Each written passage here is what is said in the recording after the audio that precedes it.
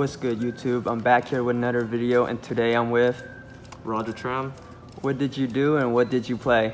I went to locals and I went 3-0-2 undefeated copium with Megalith. Awesome, man. It's good to hear. Do you have any shout-outs? All right, so I got shout out to my boy Matt. He lent me prosperities and anti-spells, which were crucial to me winning like my round 3 and round 5 game. And shout outs to the UW-Yu-Gi-Oh! For letting me borrow some stuff from the club binder, helping me build my deck. Awesome, man. Let's get into the list. All right, so quick preface on Megaliths. Megaliths are a really weird ritual deck. They don't really use ritual spells. It's mostly monsters and stuff. So we'll just go over Megalith's monsters. We played 3 Ophiel and 3 Haggith. So these are the small Megaliths. On summon, they search a card. Ophiel searches a ritual monster, a Megalith ritual monster, and Haggith searches a Megalith spell or trap. These effects are non-once per turn, so you can typically in like one turn, you'll summon Ophiel and Haggith multiple times, search a bunch of advantage, confuse the hell out of your opponents. And on field, they have an effect to ritual summon using them as material, so you can either like go Ophiel into a Haggith, or Haggith into an Ophiel, or like a Haggith into another Haggith. Or you can go into the big boss monsters, which we'll get into in a second. Just put it aside. Play 3 Fool. Fool is by far the most important Megalith in the deck. So on summon, you get to target a ritual monster in the grave and add it back to hand, and then Fool will become the level of that monster. So let's say you add back a Ben 10. Fool will become level 6, and his second effect is similar to Ophiel and Haggith, except for you get to ritual summon using monsters on your hand and field. You get to summon a Megalith monster from the deck, and this is a quick effect, so you can activate it on your turn, your opponent's turn. On your turn, you're mostly using it to get more extenders from the deck, and during your opponent's turn, you're usually summoning out your big boss monster, Bethor. We play 2 Bethor because we want to be able to use his effect multiple times. On summon, he will pop cards your opponent controls equal or you can pop monsters on the board up to the number of differently named rituals in your graveyard. Targeting, so it's not absolutely broken, but typically you can pop anywhere from 2 to 3 or 7 to 8 cards on the board. Holy crap. I remember I was playing against a bunch of PK Brave players, and after they vomited their entire board out, scythe blocked me, did all the whole shebang, I would just be like, okay. So Bethor popped the entire board. Oh man. And then the other big Megalith we play 1 Archon, 1 Phaleg. Phaleg is the way we end games. Phaleg is similar to Bethor, and for every ritual monster in the graveyard, he'll boost all of your monster attack by 300. So if you make a really wide board and you just summon Phaleg, everything will be boosted and you just attack for game. It's really good. Don't summon this turn 1, please. Archon is multi-purpose. On the field, it can protect one of your guys by one of your cards from targeting by shuffling back a ritual monster. You rarely summon this card. That effect is really bad in a format of DPE, but Archon's hand effect is really good.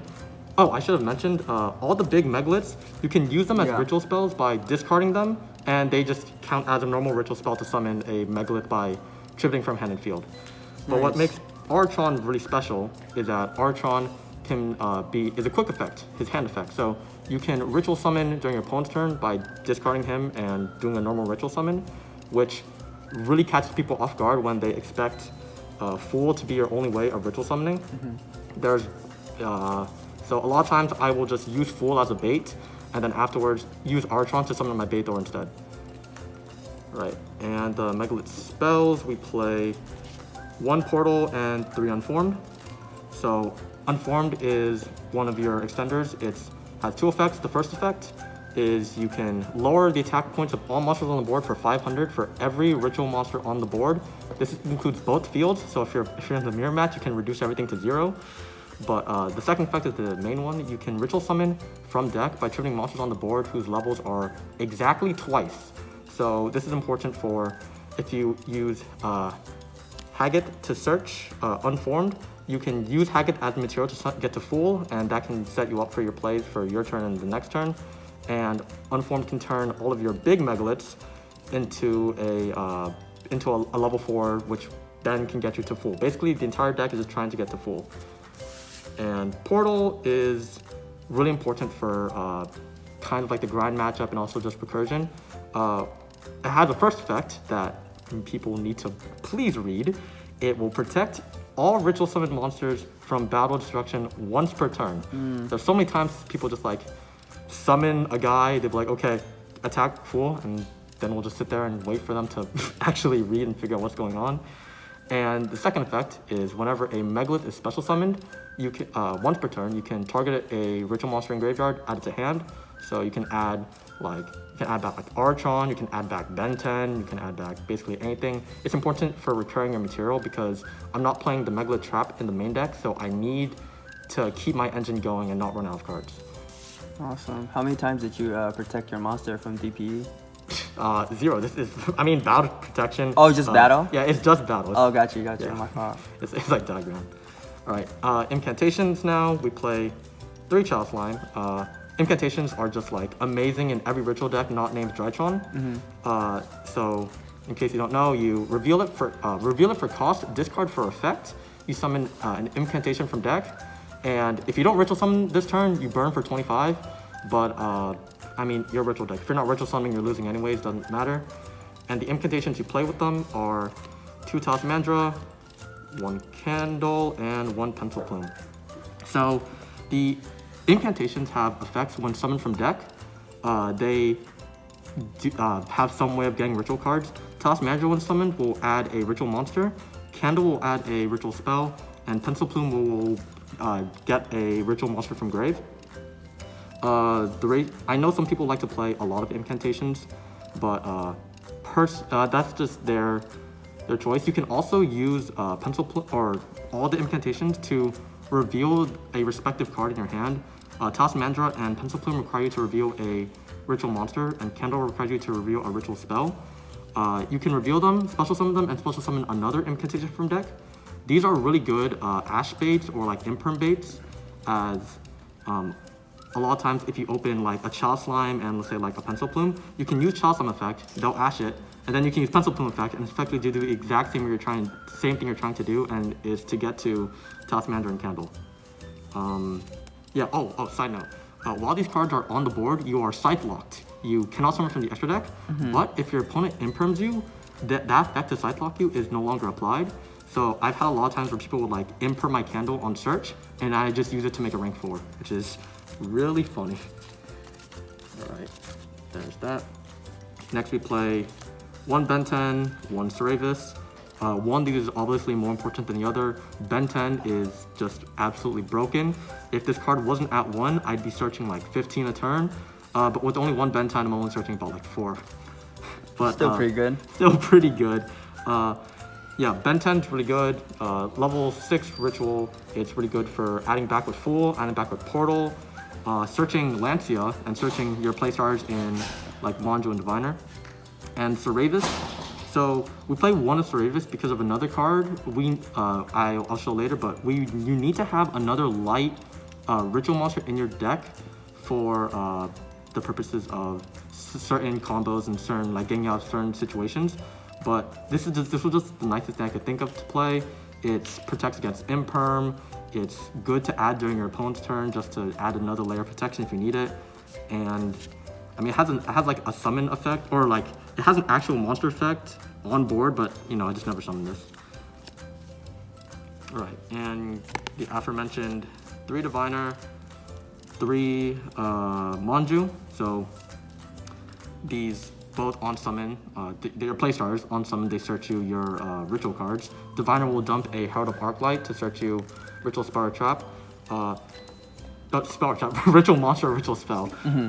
Diviner is usually a lot better to get other than Manji. You typically want to see this in your opening hand, as if you normal summon this, you can play around Nibiru by using it as a level 6 tuner, using another Megalith monster to just go into a Baron to protect your board. And Diviner has another effect. If you're not playing Drytrons, once again, if you tributed, you can summon a level 2 or lower fairy from your deck. Yeah. And Yeah, this effect is really good going first when I have my entire combo in and not sided out. And that card is Cyber Egg Angel. What does this card do? So on summon, Cyber Egg Angel searches a Machine Angel ritual spell, or it searches a Ritual Sanctuary. Cyber Egg Angel being level 2 is important obviously for a Diviner, and it's also good because it being level 2 means you can synchro it with Diviner level 6 to go into like Borlo Savage Dragon or Scarlight if you need to burn for time. I didn't burn for time because I hate time rules. But yeah, this card is really good. It was super hard to find though. I had to go to like my bulk for like a few hours. It was worth it? It was totally worth it. I love this card. Yeah, and then the aforementioned Ritual Sanctuary. So Ritual Sanctuary has 2 effects. First effect, you can discard a spell to search a ritual spell or a light ritual monster. Now this is why I had to play a Seravis, as in the combo, you typically go through your Incantation Inception, which is your Incantation ritual spell, and you go through your Benton already. So you need one more target to use that, because sometimes you need to discard a spell for certain reasons. And the second effect is you can shuffle spell cards from your graveyard back into the deck and target a monster up to that level. So if I were to return 2 spells, I can resummon Diviner, and you can just special summon it onto the board. So this just lets me get another material if I need to go into like Hulk plays or Apollosa plays, which I rarely do. But more importantly, if I tribute a Diviner from hand and I summon out a Cyber Egg Angel, I can use this Ritual Sanctuary to revive the Diviner and get her on board effects, which is really good for obvious reasons. More searching, synchroing, everything's good. And now my one tech choice, I played 1 Recover. Now, this card, I'm only playing it because it's a level 1 Earth Tuner. This card's kind of bad. If I could, I'd be playing Magical Hound instead. But Recover theoretically has an effect where if you have 5 or less cards in your extra deck compared to your opponent, if you have 5 less, then you can resummon the Recover. So theoretically, in theory, jokingly, if I somehow got a really good turn 1 play where I was comboing through Hulk and Apollosa and Gallant Granite and like Abyss Dweller and everything, I could then resummon the Recover and get an extra material. But the main reason why I played it is it's level 1, once again, it's level 1 Earth Tuner. I can go into Nap Beast. And since everyone's so happy Io's gone, I decided let's bring Io back. And dude, Io on legs. Dude, I summoned Nap Beast against a Sky Striker player, and jeez. Oh, okay, it was a sad time for everyone. Alright, spells. We play 3 prep. We want to search our Ben 10, we want to search our Megaliths, we want to search our Chow Slime. Like, main combo of the deck is to get like a Chow Slime and an Ophio. So this just lets you grab the one you're missing. The second effect to search a ritual spell really isn't that necessary in this deck because we only played the 1 Incantation Inception as a single ritual spell. Sometimes it's good, as with the Ritual Sanctuary, you can just add back the Inception and then maybe like discard it to search like a Ben 10 or Seravis. But once again, Inception is super important in this deck, as it's your 1 search target off Candle, and its effect is you can ritual summon any ritual monster just only using incantations, and that effect is not much return, you just ritual spell as many times as you want. In the graveyard, you can send a incantation from hand or field as cost to the graveyard to add this card back to hand, and then special summon a second incantation from the deck. So this basically makes it so that if you go Chow Slime into Candle, you can search this Inception. Once you get this Inception engraved, you can send like the Candle away to summon out, to get Inception back and get a second incantation. So you basically get like 2 searches off of your Chow Slime effect. Really good, really good. Alright, so some staple spells, Pot of Prosperity, and Triple Tack.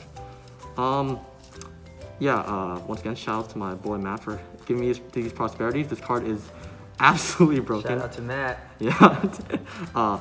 Prosperity, I constantly was banishing 6 as constantly getting Scythe Lock just meant that I didn't care about any card in my extra deck. I remember also playing against Virtual World. I Prosperity banished 6, and the 6th card was the anti-spell, so my opponent couldn't play the game. But yeah, a lot of the you could play X-Drive in this deck, but you typically don't need certain cards. Like, what was it? With X-Drive, I'm scared of banishing my dwellar against the PK matchup. And with Paul Prosperity, it's really good just to get the one card I'm missing. It's a lot like Prep. And Triple Tactics is just so good to use. Whenever you get like hand trapped, you get Ash. Hell, even if you get drolled, you can just like use Triple Tack to snipe a card in their hand, or if they already have an established board, take that DPE and just like synchro into it like a Baron or something. I remember I was playing against my buddy Charlie. He summons Dragoon. He negates my stuff. I triple attack, take his stuff, pop everything on his board, normal summon a diviner. This is after he drolled me. I just make a Baron and I win the game. Right? Oh yeah. One call by. I'm not typically scared of hand traps in this deck. This deck is surprisingly resilient to hand traps.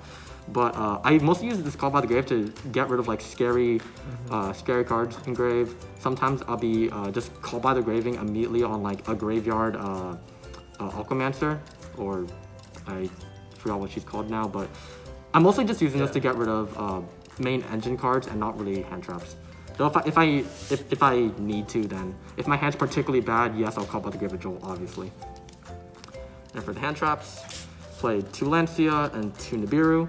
But yeah, Lancea is so good right now. Like, I was getting this every game. What makes this deck especially good is that both these hand traps are searchable in the deck. Nibiru being searchable by Gallant Granite and Lancea being searchable by Tripping a Benten. You can just, if you're particularly scared of like a Nibiru or whatever, you can just set up your hand so that you do your combo, search a Lancea, search Nibiru, and then your opponent outs your board, but it doesn't really matter because they can't play under, a PK player can't play under a Lancea and a Nibiru, so and then you just set up for next turn, and hopefully you complete out them. Gotcha. Yeah, 50 card main deck. Consistency. How'd you like 50? I like 50 a lot. The worst hands in this deck are like absolutely just full of like the big Megaliths, or no, just full of the small Megaliths. So by bumping up to 50, by just making sure I add like Monjus and Prosperities and stuff, just to even things out, just make sure that I can get like sculpt the exact hand I need. Yeah, you probably could play at 40, but I'm not that good at deck building, and it's been a long time since I played a deck that's not 60 cards. Jeez. Hey man, it worked out for you though. It did. All right, extra deck. I'm gonna preface this with saying that most of these are unneeded, except for maybe 1 or 2, because you're gonna get scythe block this format, so it doesn't really matter what you do. But yeah, let's see it anyways. Let's see it anyways. First off, we play Herald of Mirage Lights. You usually summon this using 2 Megaliths, or you summon it using like the Egg and Manju. Its effect is you can discard a fairy to negate a spell or trap. The more important effect of it is that if it's sent to the graveyard by an opponent's card effect or by battle, you can target 2 ritual cards in the graveyard, like ritual monster, ritual spell, add it back to hand. So on the off chance your opponent is playing Dogmatica Maximus, you can send this to the graveyard alongside like a Herald of Arclight. You can add 2 from graveyard to hand and search another one from Arclight, just get 3 cards in hand. This card's really good. You only ever summon it if you're scared of, I don't know, an Engage. It's not really that important to summon. IP Masquerena, and the Unicorn to go alongside it. You really rarely want to go into IP Masquerena once again. You rarely want to go into these because you want to keep monsters with levels on your board for ritual summoning.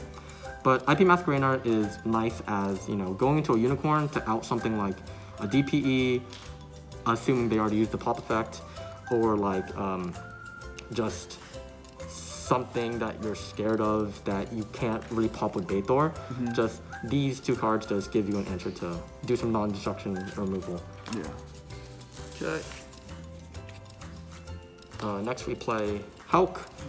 Usually we're summoning Hulk with Diviner, and usually the reason why we're playing Hulk is if we particularly need to get into the Nat Beast play, we can turn a diviner and another, usually like a Megalith monster, into a Hulk, summon recover, and just summon a Nappies. That's basically the only reason why I'm playing this. I'm not playing Axis Cone this deck, and if I was, this would be much more important for like an OTK line. But yeah, this is just here to go into Nappies, and we also are playing a Desert Locust to go alongside it in case we need to go into a Baron on our opponent's turn. So those, playing one Apo. This card was basically useless the entire. I find this card kind of useless in this deck because it's so rare that I'm able to get 4 link material. And the main reason why I'm playing it was just this cute interaction you can do with Megalith Phaleg, where because it boosts all your monsters by 300 attack for each ritual engrave, even if you summon a 2 material Apollosa, she can potentially have like 5,000 attack and have a million negates. But once again, it is so hard to summon this card. I think every game I drew Prosperity, this was the first thing I banished. Like, yeah. Our rank 4s, these are actually kind of important. Gallant Granite. So you mostly summon this when you get impermed or ashed, and you really need a search for your Megaliths. If you already know, you detach a material, search a rock from deck. So yeah, if you get ashed or impermed, this is basically your way of like get out of jail, where you just pick up your big Megaliths or your small Megaliths depending on what you need. And if you are already in like a commanding position, you're confident in your board and everything, you can search a Nibiru with this. And just look at your opponent, just be like, bro, I got the Nib. How many times did you search Nib? I'm just wondering. I searched it once, and it didn't matter because I was blind first against a Sky Striker player. That deck cannot get Nibbed even if it tried. Next we play one Baguska, Plan B. So if you get like D-shifted and drolled and impermed and ashed and veilered on the same turn, you just Plan B pass. Baguska, yeah, Baguska's that's pretty good. Yeah. Also, if your opponent has DP on board, this is just something I found that if you summon Baguska and just keep this on board in defense mode, you can use your Megalith Portal and the Megalith Trap card, which I will show in a second, but you can just use this to like kind of recur material from grave and just like you stall with this and then you just grab resources between each turn using like the Archon in hand effect is obviously nothing on field, but this is just a good way to stall while trying to build something. Once again, I never went into this because, you know, I didn't need to. I just didn't need to. It's good to have though. Yeah, it's good to have. Okay, Abyss Dweller. After like the second PK matchup, I was just blind summoning this every single time because, you know, just Abyss Dweller is just it's too good. Just detach. Yeah. They can't use the graveyard. Yeah, in the instances where I don't search a lancea, I'm trying to get to dweller, and yeah, it just shuts a lot of what I'm playing against down. Shuts off Virtual World, shuts out PK. The Salamander player shut that down too. Oh my goodness. Yeah, I agree. Dweller is really strong right now. It's really definitely good. Should be playing it if you can. Alright, next some synchros. We play 2 Herald of the Arclight. We're mostly sending this to the graveyard off of Diviner. 1 cent searches a ritual card. There are times where sometimes you can go into this using the egg and a Diviner without effect. I'm not too sure how often I would be going into this now. It's nice because it's like, it's any card sent from the hand, any monster sent from the hand or deck goes to graveyard. So if you're scared of specifically Forbidden Droplets on monsters, you can summon Diviner, and if your opponent uses Forbidden Droplets, they can't send monsters from hand to graveyard. They'll have to like send it on field, so they'll need to like commit to a normal summon and then use Droplets. Which, I mean, that still kind of sucks, but it's decent. Also, obviously, Omni Gates are good. I probably should have opened with that. Yeah. It's an alright card. Yeah. We played Nappies because there it is. Because, you know, no IO's gone, which means everyone's playing like 40 spell Sky Striker. So this is just really funny. Love it. Level 8 synchros, we played Scarlight and we played Borlode Savage Dragon. So straight up, this Borlode Savage Dragon is so hard to summon. I was never in a situation where I could summon this card. I probably would cut this for like, I don't know, like the Link 3 Nephthys or something, but theoretically, you can use a diviner or a fool, a diviner and a fool that's been leveled up to 6 by Ben 10, or you can use a diviner and an egg to go into Borlo Savage Dragon. But like, I always found that there's no real reason to go into Borlo Savage Dragon to get a single negate when you could just like instead set up like a dweller and a bethor pop 6. And Scarlight technically has a purpose. It can, if your opponent's not paying attention, you can just like blow out their board randomly with a Scarlight. And if you summon this with like Phaleg or use the Unformed effect to lower the attack of your monsters, you can pop a lot with Scarlight and also burn. So this is a way to win in time, but personally I don't like trying to do that, but if it happens, you know what happens. And last card, Baronne. Oh my god, this card's so good. Being able to just like summon it out early using Diviner and a Megalith, and then just like popping a guy, negating. And also, one thing really cool about Baronne, typically you want to, if you search a Lancea, you would want to immediately chain it during draw phase so that you can turn off, you know, like make it so your opponent can't banish. If your opponent has like a Gamma or something, or just some thing to respond to with this, you can then chain Baronne to negate the Gamma, and because you're in draw phase, you'll go to standby phase, and then you can immediately float her into like a Diviner. And then Diviner's effect will trigger to dump another Herald, search like Soravis for more protection on your board. So yeah, that's the way this card can just like keep flowing back to decking, just keep summoning it each turn using Diviner is just too good. And that's the extra deck. The extra deck, it's good and all, but most of the time you're just going to be banishing everything with Prosperity because Scythe Lock exists in this meta. Now for side deck, we played, okay, the side deck, disclaimer for people who don't like 2-ofs, this side deck is exclusively 2-ofs. So we played 2 Denko. And the reason we didn't play 3 is because typically in our combos we are searching normal summons, and even though this deck can do combos without the normal summon, the fact that we are searching normal summons in Manju and Diviner makes it so that Denko is a bit less desirable comparatively to other ways to deal with back row. But still, Denko is really good when you're against like an Eldest player who's set 5. You just normal summon a Denko, and then they, unless they got the Judgment, they can't really do anything. Yeah, Denko is good. Played 2 Godala for the Flunder matchup, or just like DP or something. Oh, I just bumped the table there.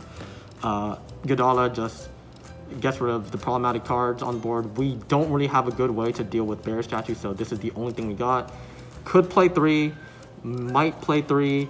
I never drew this, even though I cited it a bunch, so I don't really know. Maybe if I play 3, I'd draw it more. Play 2 Evenly. Evenly is just really, really good to wipe out an entire board, just blow everything, up.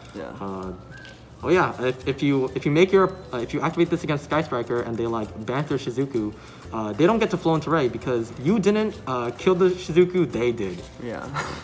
Heartless monsters. Alright, play 2 Conflict Cyclone.